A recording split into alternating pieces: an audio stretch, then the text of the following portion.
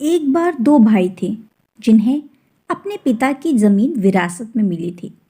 दोनों भाइयों ने जमीन को आधे हिस्से में बांट दिया और हर एक के अपने अपने हिस्से में खेती करनी शुरू कर दी। समय के साथ बड़े भाई की शादी हो गई और उसके 6 बच्चे हुए, जबकि छोटे भाई ने कभी शादी नहीं की। एक रात छोटा भाई सो रहा था जब उसे ख्याल आया, शायद ये योग्य नहीं हुआ कि हम दोनों भाइयों को जमीन आधी आधी मिली। उसने सोचा, मेरे बड़े भाई के 6 बच्चे हैं और मुझे एक भी नहीं, इसलिए उसके पास मुझसे ज़्यादा अनाज होना चाहिए, नहीं तो उसको सबके भरण पोषण में काफ़ी तकलीफ होगी। उस रात छोटा भाई अपने खलिहान में गया और गेहूं का एक बड़ा बंडल इकट्ठा अपने सिर पर उठाया और वह उस डिवाइडर पर चढ़ गया जिसने 2 खेतों को अलग कर रखा था। फिर वो अपने भाई के खेत में चला गया। अपने भाई के खलिहान में गेहूं की गठरी उसके गेहूं में छोड़कर छोटा भाई प्रसन्न मन से लौट आया।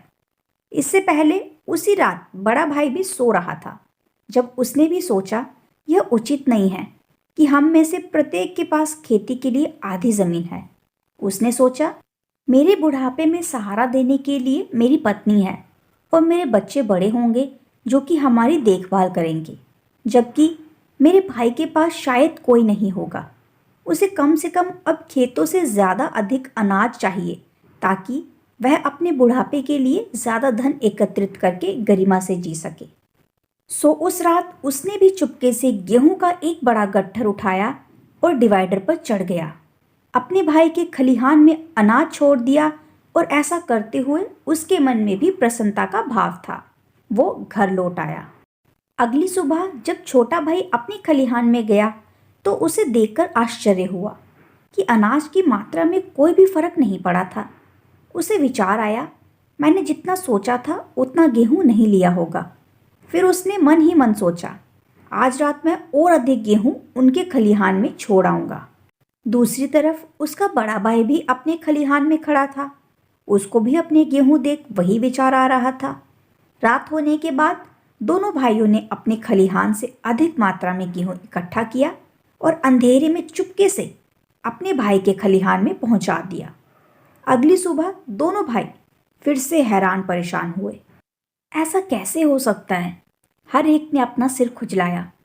तीसरी रात पहले से कहीं गुना ज़्यादा गेहूं देने की भावना से प्रत्येक भाई ने अपने खलिहान से गेहूं का एक बड़ा ढेर इकट्ठा किया, उसे एक गाड़ी में लाद दिया और धीरे धीरे खेतों के माध्यम से और डिवाइडर से अपने भाई के खलिहान तक अपना अनाज खींचने लगे।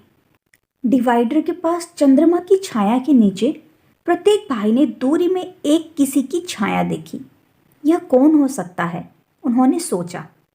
जब दोनों भाइयों को एक दूसरे का चेहरा नजर आया और वह जिस बोझ को पीछे खींच रहे थे वो देखा तो उन्हें एहसास हुआ कि क्या हुआ होगा।